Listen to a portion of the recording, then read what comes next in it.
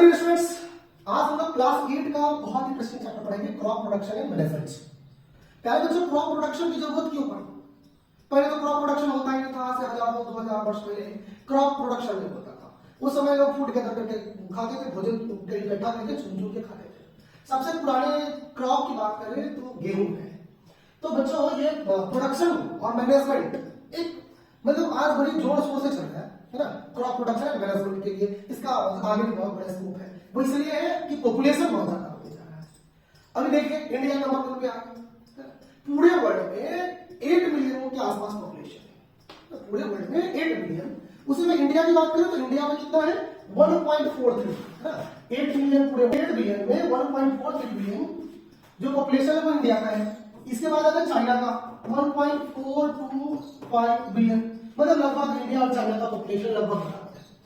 तो बच्चों, इसका प्रोडक्शन करना, क्रॉप प्रोडक्शन बहुत जरूरी है, उसका मैनेजमेंट बहुत जरूरी है। इंडिया आपको पता है बहुत वास्ट कंट्री है, इसीलिए अलग अलग जगहों पे अलग अलग क्लाइमेट है, अलग अलग सॉइल है, अलग अलग फर्टिलिटी रेट है, तो अलग अलग तरह के फसल लगाए जाते हैं। लेकिन इस फसल को हम क्यों फसल उगाना क्यों पड़ता है हम लोगों को फसल इसलिए उगाना पड़ता है क्योंकि हम लोगों को फसल से एनर्जी मिलती है। क्रॉप से, क्रॉप मतलब फसल से एनर्जी कैसे मिलेगी? तो फसल से ही तो फूड बनती है, गेहूं, धान, चावल, यही सब तो क्रॉप बोलते हैं। तो वो खाते हैं, कंज्यूम करते हैं, है ना। तो हम लोगों को बोला कि ऑल रिक्वायर फूड एनर्जी, है ना। जितना भी लिविंग ऑर्गेनिज्म है उसको क्या चाहिए होता है? फूड चाहिए। क्यों चाहिए? एनर्जी के लिए चाहिए। तो ये फूड बनेगा कैसे, आएगा कैसे, है ना। तो ये मतलब बहुत सारे फूड का जो यूटिलाइजेशन क्या है, मतलब food is utilized by organism for various functions. Energy तो चाहिए, फूड से ही एनर्जी मिलेगी, लेकिन एनर्जी का यूटिलाइजेशन क्या है? तो हम लोग जो चलते हैं, बोलते हैं, या फिर हमारा बॉडी अलग अलग तरीके का फंक्शन करता है। जैसे कि digestive system, digestive system, food आया, डाइजेस्ट होगा, तो ये करने में, डाइजेशन होने में एनर्जी तो चाहिए, है ना। उसी तरह से रिस्पिरेशन करिएगा तो एनर्जी तो चाहिए।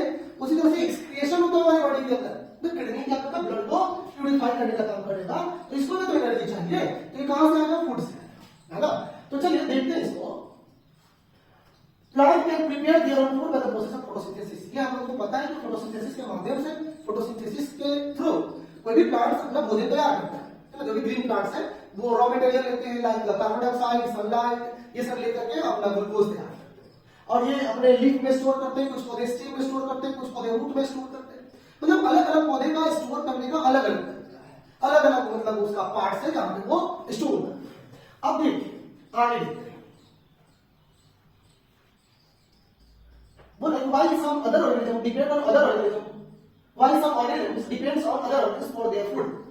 All animals, including man, मतलब जितने भी लिविंग ऑर्गेनिजम्स हैं वो सारे को भोजन चाहिए, लेकिन सारे अपना भोजन खुद नहीं तैयार करते। पौधे सिर्फ अपना भोजन तैयार करते हैं, बाकी जितने भी जानवर हैं वो दूसरे पर डिपेंडेंट होते हैं, मतलब दूसरे एनिमल्स पर डिपेंड होते हैं या फिर प्लांट्स पर डिपेंड होते हैं। तो ये देखिएगा, because the human population is continuously growing in order to provide food for a large population. Large population के लिए हम लोगों को क्या चाहिए? भोजन देना पड़ेगा। ये पॉपुलेशन के बारे में बताया वो कि इंडिया का पॉपुलेशन कितना है ना। वर्ल्ड में पॉपुलेशन कितना है, चाइना का पॉपुलेशन कितना है। बहुत ज्यादा पॉपुलेशन होने के कारण हम लोगों का जो प्लॉट, पहले जो जमीन था वो ज्यादा था, अब जमीन धीरे धीरे कम होता जा रहा है। पहले गाँव में आप जमीन देखते तो बहुत सारा जमीन ऐसी बंजर पड़ा रहता था, पड़ती रहता था। मतलब पड़ती करने का मतलब कि वहां पे कोई खेती वती नहीं होती थी, वो शीशम, सेवल और भी बहुत सारा घास सब उगा हुआ रहता था, उसका यूज नहीं करते थे। लेकिन आज के समय में ऐसा कोई लैंड नहीं है जिसका यूज नहीं करते हैं। उसका रीजन ये है कि हम लोग उस पे क्या कर रहे हैं ना, कि हम लोग का खेत छोटा होता जा रहा है पॉपुलेशन के कारण। पॉपुलेशन बढ़ते जा रहा है तो खेत छोटा होता जाएगा। तो उसमें हम लोग कैसे फसल उत्पादन करेंगे कि इतने बहुत सारे मतलब इतने लोगों को अच्छे से भोजन भरपाई कर सके, और कैसे मैनेजमेंट करके कैसे प्रॉपर डिस्ट्रीब्यूशन करेंगे, इसके बारे में हम लोग इसी पढ़ने वाले हैं। तो रेगुलर प्रोडक्शन होगा, प्रॉपर मैनेजमेंट, है ना। Regular production, proper management, distribution of food is necessary, है ना। फूड का डिस्ट्रीब्यूशन भी जरूरी है। सपोज करिए कि हम लोगों को क्या अनार का फसल नहीं होता है, राजस्थान तरफ होगा, तो जम्मू तरफ होगा, कहीं भी होगा, तो वहां से हम लोगों तक आएगा। हम लोगों के यहाँ धान की खेती ज्यादा होती है, तो जिस एरिया में धान नहीं होगा वहां पे ट्रांसपोर्ट करेंगे। तो फूड डिस्ट्रीब्यूशन ये सब बहुत जरूरी होता है। फिर आगे देखते हैं कि एग्रीकल्चर प्रैक्टिस में मतलब क्रॉप किसको बोलते हैं? What is crop? तो when plants of the same time are grown and cultivated at one place on a large scale is called crop. मतलब कि एक बड़े से पैमाने पे एक ही तरह का पौधा हुआ है, एक ही तरह का पौधा लगाएंगे, उसी को फसल बोलते हैं। ये फसल गेहूं का हो सकता है, गेहूं का बड़ा सा खेत में सिर्फ गेहूं लगाया जाता है, नहीं तो गेहूं को क्या बोलेंगे, क्रॉप बोलेंगे। उसी तरह से पैडी है, धान है, धान का भी खेती होता है, मतलब बड़े से एरिया में सिर्फ धान का ही पौधा लगाते हैं, इसलिए धान को क्या बोलेंगे, हम क्रॉप। उसी तरह से अगर फूल का खेती करते हैं वो भी क्रॉप का है। नहीं, अगर लार्ज स्केल पे अगर हम फ्लावर का ही यूज करते हैं, फ्लावर को ही लगाते हैं, वो भी क्रॉप बनाएगा। मेडिसिनल प्लांट्स लगाएंगे वो भी क्रॉप बनाएगा। तो आपको समझ में आ गया होगा कि क्रॉप किसको बोलेंगे, है ना। एग्जांपल देखिए, अब देखिए you already know that crops are different types, है ना। आपको पहले से पता, हमें भी पता है कि क्रॉप अलग अलग प्रकार के होंगे। हो सकता है गेहूं का फसल हो सकता है धान का फसल हो सकता है गेंदा फूल का फसल हो सकता है गुलाब का फसल, मतलब अलग अलग करते हैं। तो देखिए हम लोग सीरियस फूड की बात, ये सीरियस क्रॉप भी एक तरह का क्रॉप है।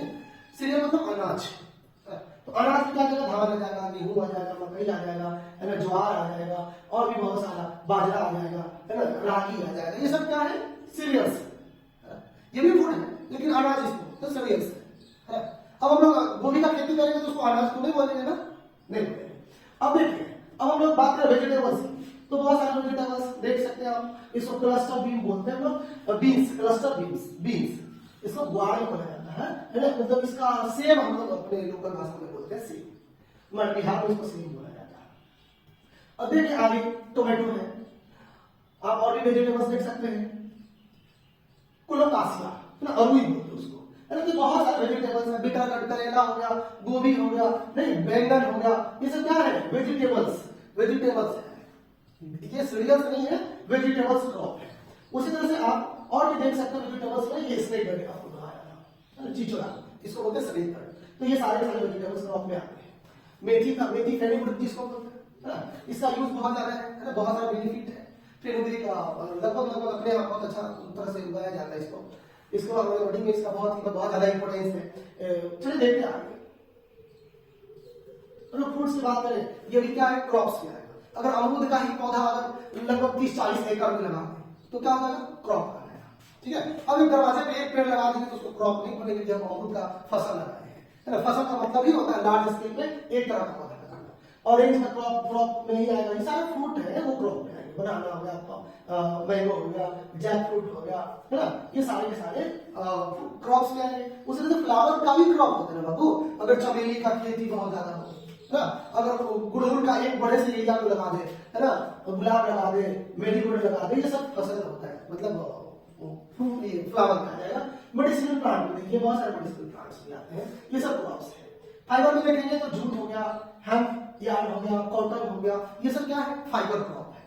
तो अभी देखिए हम लोग अलग अलग तरह के क्रॉप, पहले देखे सीरियल्स, है ना, अनाज के बारे में देखे, वेजिटेबल्स की क्रॉप है, फ्लावर जब लार्ज स्केल में लगाया जाए वो भी क्रॉप में काउंट होगा।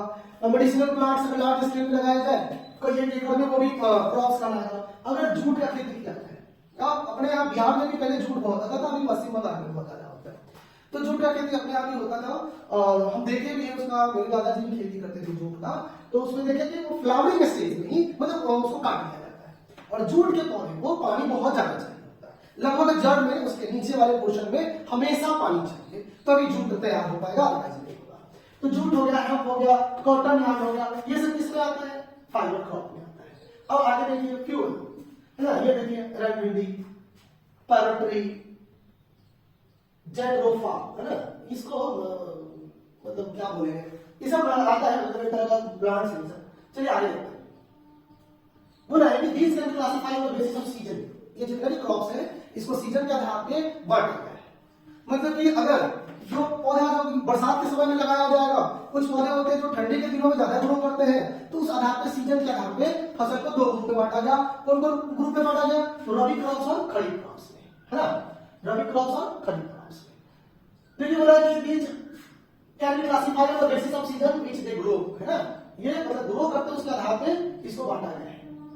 अब देखिए इंडिया में क्या है, इंडिया बात कर रही है अलग अलग जगहों पे अलग अलग तरह की फसल करेंगे, नहीं, जैसे कि राजस्थान है, राजस्थान में अनाज का खेती बहुत ज्यादा है ना। देखिए ये सारा स्टेट, यहाँ देखिए बारिश हो रही है, वहां देखिए बर्फ पड़ रहा है जम्मू कश्मीर में, इधर देखिए इधर बर्फीला जगह है। तो बहुत ऐसी जगह है जहाँ पे बारिश बहुत ज्यादा होती है, बर्फ ज्यादा गिरता है, कहीं पे मॉडरेट क्लाइमेट है, ये तो आप पढ़ेंगे। ज्योग्राफी में भी पढ़े हैं। चलिए आगे देखते हैं कि इसमें कहीं कहीं पर टेम्परेचर बहुत ज्यादा है तो अलग अलग जगहों पे मिनरल्स जब सॉइल का फर्टिलिटी रेट है वो डिफरेंट डिफरेंट प्लेसेस पर डिफरेंट डिफरेंट होंगे, है ना। जैसे राजस्थान पूरा ड्राई है, सूखा हुआ है, तो वहां पर डेजर्ट है, हालांकि धीरे धीरे गवर्नमेंट उस पर ध्यान दे रही है, तो वहां भी जंगल हो रहा है, तो वहां का फसल कुछ अलग होगा। केरल में जाइएगा वहां का फसल कुछ अलग होगा, बिहार में आइएगा वहां का कुछ फसल अलग है, झारखंड, राजस्थान, उत्तर प्रदेश, मतलब अलग अलग जगह पे जैसे जैसे बढ़ेंगे तो प्लेस टू प्लेस जो क्रॉप्स है वो वेरी करता है। अब देखिए यहाँ देखिए राजस्थान में क्या है, पोमीग्रेनेट है, गुजरात में क्या है, पोमीग्रेनेट है, उड़ीसा में क्या है, आपको ग्राउंडनट है ना। उसी तरह से आप यहाँ पर देख लीजिए बहुत ही कीमती चीज केसर, केसर कहाँ उगाया जाता है बाबू, तो ये हिमालय वाला जो ये एरिया है इधर जो रेंज बनता है ना, जम्मू कश्मीर हो गया, उत्तराखंड हो गया, सब जगह सिक्किम वगैरह हो गया, इस सब में क्या है इधर केसर का खेती करते हैं, सैफरॉन की खेती करते हैं, केसर को इंग्लिश में सैफरॉन बोलते हैं। तो अलग अलग जगहों पे जैसे असम हो गया, असम में चाय की खेती होती है ना, चाय का बगान होता है बड़ा बड़ा। तो चलिए देखो accordingly there is a rich variety of crop grown in different part of country। हमारे देश के अलग अलग भागों में अलग अलग प्रकार के अच्छे अच्छे फसल का ग्रो किया जाता है, अच्छे से ग्रो करता है। तो ये देखिए हम लोग, अब हम लोग आगे देखते हैं, deposit this diversity to broad cropping pattern can be decide. मतलब कि ये जो फसल उगाया जाता है इसको दो तरीके, दो बड़े बड़े ग्रुप में बांटा गया, एक खरीफ क्रॉप्स में और एक रबी क्रॉप्स में। तो खरीफ क्रॉप्स किसको बोलते हैं, तो the crops which are sown in rainy season, जो बरसात के समय में जो फसल उगाया जाएगा उसको बोलते हैं खरीफ क्रॉप्स। वैसे पौधे पानी ज्यादा चाहिए उनको, है ना, उन पौधों को खरीफ बोलते हैं, उन पौधे का लार्ज स्केल में जो उगाया जाता है उस फसल को खरीफ क्रॉप्स बोलते हैं। ये जनरली जून टू सितंबर में इसको ग्रो किया जाता है ना, जून टू सितंबर, खरीफ क्रॉप जून टू सितंबर, है ना। इसका एग्जांपल भी देख सकते हैं आप, एग्जांपल में आ जाएगा क्या, राइस आ जाएगा,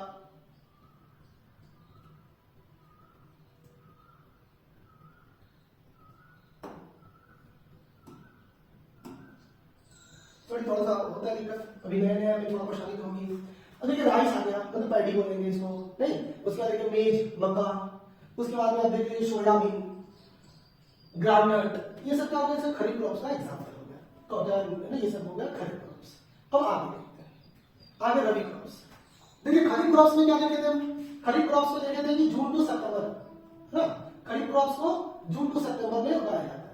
और रबी क्रॉप्स को the crop which grown in winter season, है ना, वैसा फसल जो विंटर सीजन में ग्रो करता है उसको हम लोग क्या बोलते हैं, रबी क्रॉप्स बोलते हैं, है ना। वैसा फसल जो विंटर सीजन में ग्रो करेगा उसको हम लोग बोलते हैं रबी क्रॉप्स।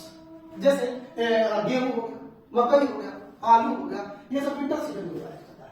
इसका जो होता है वो अक्टूबर टू मार्च, है ना, रबी क्रॉप्स अक्टूबर टू मार्च ग्रो करता है। फिर आगे देखिएगा, ये व्हीट हो गया, ग्राम हो गया, चना, है ना, मटर, पी जिसको बोलते हैं हरा मटर, मस्टर्ड, सरसों, राई, तीसी, ना लेंसी बोलते हैं उसको, है ना। देखिए तीसी बहुत ही बेनिफिशियल चीज है, हालांकि धीरे धीरे हम लोगों को इसमें ज्यादा प्रॉफिट नहीं मिलता है, इसीलिए हम लोग बहुत सारे लोग उगाना छोड़ दिए हैं। गांव में हमारे गांव में भी बहुत खेती होती थी, सारे लोग गांव में खेती करते थे, तीसी, मसूर, ये सब, तो मसूर का तो खेती होती है, तीसी बहुत कम देखने को मिलेगा, तिल बहुत कम देखने को मिलता है, लेकिन ये बहुत ही बेनिफिशियल है हमारे बड़ी के लिए। तो ये सब आता है रबी क्रॉप्स में, है ना। तो रबी क्रॉप्स देखे, खरीफ क्रॉप्स देखे। अब आगे बढ़ते हैं, हम लोग देखेंगे कि कुछ ऐसे भी दलहन की बात करें तो दलहन में क्या आ गया, ये आपका किडनी आ गया, है ना, ये आपका क्या आ गया, अरहर आ गया, उड़द आ गया, बहुत सारा अलग अलग तरह का मतलब पल्सेस वेजिटेबल्स, और beside pulses and vegetables are grown during summer and in many places. बहुत जगहों पे गर्मी के महीने में सब्जी भी उगाया जाता है, सब्जी की खेती अलग अलग जगहों पे अलग अलग तरह की सब्जी की खेती की जाती है। जैसे आप मुजफ्फरपुर वाले एरिया में, अब मतलब यहाँ पे शिमला मिर्च का भी खेती बहुत जबरदस्त होता है, यहाँ पे चेरी का भी खेती होता है, यहाँ पे और भी मतलब पपीता का खेती होता है, तो बहुत सारे मतलब फसल उगाए जाते हैं। तो अलग अलग जगहों पे अलग अलग तरह की खेती होती है। अब ओल की खेती आप समस्तीपुर तरफ चले जाएंगे, बिहार के हैं तो समस्तीपुर तरफ देखेंगे ओल का खेती होता है बहुत तरह, है ना, परवल का खेती होता है इधर बहुत तरह। तो अलग अलग जगहों पे जहाँ पे मिट्टी का मतलब न्यूट्रिएंट्स का अलग अलग वैल्यू होता है वहाँ पे होता है। तो चलिए हम लोग इसको देखें, एग्रीकल्चर प्रैक्टिस में भी थोड़ा इंट्रोडक्शन देख रहे हैं। अब हम लोग पढ़ने वाले हैं कि इसको खेती को करते कैसे, है ना, उसको करना पड़ेगा। तो बोला कि cultivation of crops involve several activities undertaken by farmer over a period of time. फसल उगाने के लिए बहुत सारी एक्टिविटी करना पड़ता है फार्मर्स को, है ना। पहले क्या करेंगे, खेत तैयार करते हैं। खेत तैयार करेंगे तो उसमें जंगल वंगल लगा हुआ उसको हटाएंगे, फिर उसका कल्टीवेशन हुआ, जुताई करते हैं। जुताई करने के दौरान मिट्टी का मतलब वो जो क्लस्टर होते हैं, वो मिट्टी का जो ढेला आता है बड़ा बड़ा, उसको फिर लेवलर से तोड़ा जाता है, फिर उसका जुताई किया जाता है। तो जिस तरह का फसल लगाते हैं उस तरीके का सॉइल प्रिपरेशन करना पड़ता है। तो देखिए मतलब बहुत सारे स्टेप्स है इसमें। खेती में पहले तो जुताई होगा, बुआई होगा, है ना, सोइंग करते हैं, फिर उसमें क्या डालते हैं, मेन्यूअर्स डालते हैं, फिर क्या होता है, एरीगेशन होता है, सिंचाई करते हैं, फिर क्या करते हैं, मतलब पौधा तो बड़ा हुआ तो वीडिसाइड का प्रयोग करते हैं, वीड्स को निकालते हैं, फिर हार्वेस्टिंग होता है, फिर थ्रेसिंग होता है। तो बहुत सारे एक्टिविटीज होता है। तो दीज एक्टिविटीज और tasks are referred to as agriculture practice. ये जितने भी एक्टिविटीज है ये एग्रीकल्चर प्रैक्टिस के अंतर्गत आते हैं। तो चलिए देखेंगे। सबसे पहला क्या, प्रिपरेशन ऑफ सॉइल, है ना, फिर सोइंग, फिर आएगा आपका एडिंग मैन्योर एंड फर्टिलाइजर्स, फिर आएगा आपका इरिगेशन, है ना, फिर आएगा आपका हार्वेस्टिंग, ये प्रोटेक्टिंग फ्रॉम वीड्स को खरपतवार हटाना है ना, ये सब हम लोग डिटेल्स में पढ़ेंगे। फिर हार्वेस्टिंग क्या होता है, हार्वेस्टिंग कैसे करते हैं, फिर स्टोरेज कैसे करते हैं, लिखते रहते हैं। अगर किसी तरह की परेशानी है, किसी तरह की दिक्कत होगी तो आप हमको कमेंट जरूर करेंगे। प्यारे बच्चों, कमेंट तो हम देखते नहीं है, लेकिन जो लोग भी देखते हैं, है ना, वो हमको इन्फॉर्म जरूर करते हैं। एक दो है जो पूरा नेगेटिव कमेंट करते हैं, खैर कोई नहीं, उनके लिए कोई बात नहीं है, उनको जब तक इच्छा नेगेटिव कमेंट करते हैं उससे मुझे कोई फर्क नहीं पड़ेगा। चलिए ठीक है, आज के लिए इतना ही रखते हैं, बताएं।